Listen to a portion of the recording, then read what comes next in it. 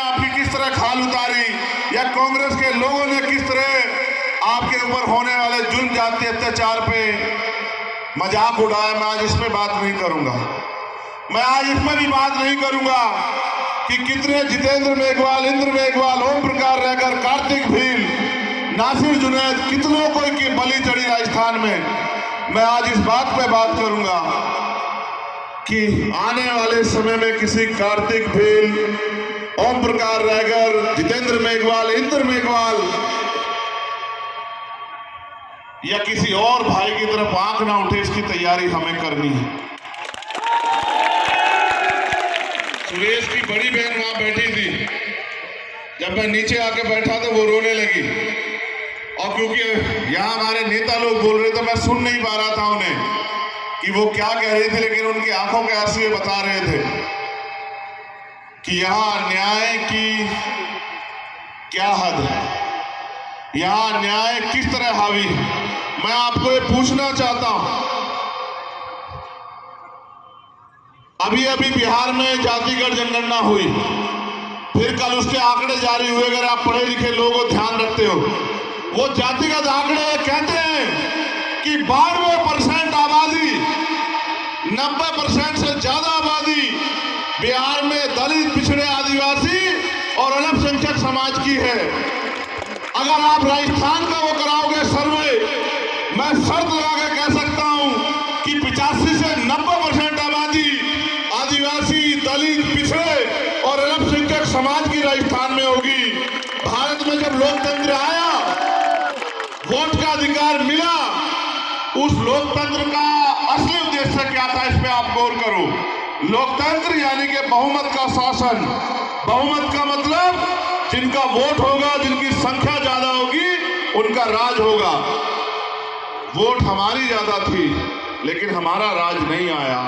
सदियों सदियों हम लोग आजादी से पहले इंतजार करते रहे कि कोई हमारे जुल्म जाति पे दिल पसीजेगा किसी का, कोई हमारे आंसुओं पे, हमारी उधड़ती चमड़ी पे कोई तकलीफ करके या न्याय अत्याचार बंद करेगा। कभी बंद नहीं हुआ।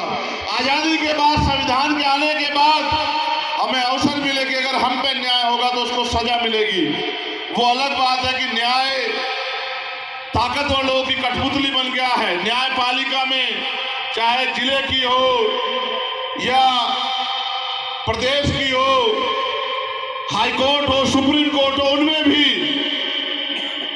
आज हमारे लोगों की संख्या नहीं है। वहां भी हमारे घुसने के बैरियर लगाए गए हैं। मैंने कल ही और मैं लगातार कह रहा था कि आजाद समाज पार्टी का उद्देश्य है संपूर्ण सामाजिक न्याय, यानी कि अंतिम व्यक्ति को भी जो हाशिए पे है उसको भी रोटी, कपड़ा, मकान, स्वाभिमान, सम्मान का जीवन, और उसको भी अवसर मिले। अगर उस पर जमीन नहीं, उसको जमीन मिले। उस पर रोजगार नहीं, उसको रोजगार मिले। उस पर उद्योग नहीं, उसको उद्योग मिले। और अगर उसके पास गरीबी है तो उसकी जेब भरी जाए, उसको ताकतवर बनाया जाए, वो स्वाभिमान सम्मान से जिए, अन्याय अत्याचार बंद हो, जुडिशरी हो या सरकार का कोई भी तंत्र हो, संविधान के द्वारा जो व्यवस्था बनी है उसका कोई भी हिस्सा हो, सब में आबादी के हिसाब से हिस्सेदारी होनी चाहिए। लेकिन गजब देखिए कि लगातार जातिगत आंकड़ों को छिपाया गया। मैंने आपसे कहा कि 90% आबादी राजस्थान में आपकी है, तो आप मुझे बताओ कि राजस्थान में राज किसका होना चाहिए? राजस्थान में ना राज आपका, ना स्थान आपका। ये तब मिलेगा जब आप अपनी वोट की ताकत का सही प्रयोग करोगे। और अगर वोट की ताकत का प्रयोग नहीं करोगे तो अकेला चंद्रशेखर आजाद या लाखों का समूह एक कानून नहीं बना पाएगा, एक व्यक्ति को सजा नहीं दिला पाएगा। लेकिन अगर आपने अपने आप को ताकतवर बनाने का फैसला ले लिया, अगर आपने तय कर लिया कि अब हम गुलामियों की बेड़ियों में नहीं रहेंगे, अगर आपने तय कर लिया कि हम हर जुल्म को खत्म करेंगे जड़ से, एक तरीका ये है कि अन्याय होने के बाद आप सड़कों पे आओ न्याय मांगने, FIR लिखाने, गिरफ्तारी कराने। और एक तरीका यह है कि अपनी ताकत बनाओ कि कोई एक ऐसी सामंतवादी सोच ही जो है वो किसी के दिमाग में ना आए कि किसी कमजोर की बेटी की तरफ आंख उठा के देखा जाए, किसी कमजोर के बच्चे की तरफ आंख उठा के देखा जाए, मटकी छूने पे किसी की हत्या की जाए, मूछे रखने में किसी की हत्या की जाए। इस तरह की जो सोच है सामंतवाद की, उसके पैर उखड़ जाए। मैं आपको ये कहना चाहता हूं, हर चीज की एक सीमा होती। अगर आपने कभी घर में कुत्ता पाला, उसको भी देखना, अगर कुत्ते के आगे से भी उसका भोजन उठाओगे, एक समय तक उससे छेड़खानी करो, वो प्यार देगा, लेकिन एक समय के बीतने के बाद वो भी हिंसक हो जाएगा। मेरे लोगों को हो पता नहीं क्या गया है, हर साल धोखा खाते हैं और फिर 5 साल के धोखे के लिए तैयारी करते हैं। जिन्होंने आज तक आपकी उधड़ी हुई चमड़ी और लुटती हुई इज्जतों में एक बार आंसू नहीं बहाया, एक शब्द नहीं कहा, वो आपको न्याय दे देंगे मेरे लोगों। वो कभी आपको न्याय नहीं देंगे। उनका बस चले तो आज जो भारत के संविधान की वजह से ये कपड़े पहनने को मिले हैं, ये सम्मान का जीवन मिला, इसको भी वो लोग छीन लें, क्योंकि वो कभी चाहते ही नहीं इस देश में बराबरी आए। इस देश में बराबरी लाने का, समानता लाने का एक ही फॉर्मूला है कि जिनका वोट हो उनका राज हो। वोट आपके पास है, आपको फैसला करना है।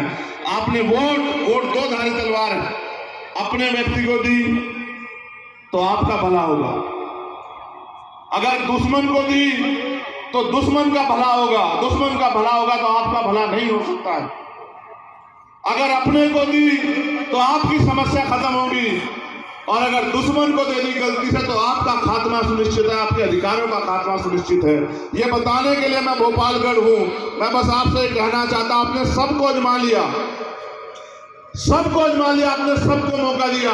मैं बस आपसे पूछने आया हूं, क्या आपके खून का आपके साथ कुछ रिश्ता है या अधिकार बैठता है नहीं है बैठता है? आप बताओ मुझे। आपको याद है मैं इंद्र मेघवाल के घर 4 बार आया, 4 बार मुझे लौटा दिया गया, दिल्ली छोड़ के आते हैं पुलिस लगा के। मैं इनकी पुलिस से नहीं भिड़ना चाहता, मैं चाहता हूं कि मैं जानता हूं कि पुलिस में हमारे लोग हैं, लेकिन पुलिस करे क्या? पुलिस सरकार की है। आप ये बताओ, क्या जुल्म जाति के अत्याचार आपके भाग्य में किसने लिखा है? वोट की शक्ति से आप चाहो तो किसी को भी जो है ताकतवर बना दो, और किसी को भी जो है जो अपने आप को ताकतवर समझता है उसको जमीन पे बिठा दो। ये वोट की ताकत है। आप अपनी ताकत को क्यों नहीं समझ रहे? वोट का अधिकार बिकने के लिए नहीं मिला है मेरे लोगों।